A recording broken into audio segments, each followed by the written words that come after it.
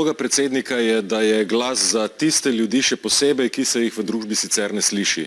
Od običajnega šoferja do učiteljice v najbližji šoli za te delovne ljudi mora predsednik spregovoriti.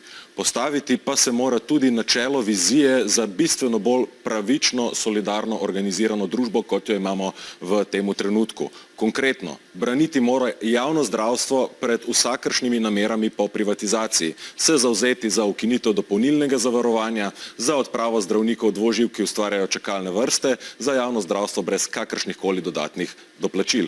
Spregovoriti mora za javna neprofitna stanovanja, ki jih potrebujejo mladi. Zavzeti se mora za dolgotrajno oskrbo, da bomo imeli dovolj domov starejših občanov, da se oskrbnine znižajo v teh domovih, skratka, da na stara leta sleherni izmed nami dobi oskrbo, ki jo potrebuje.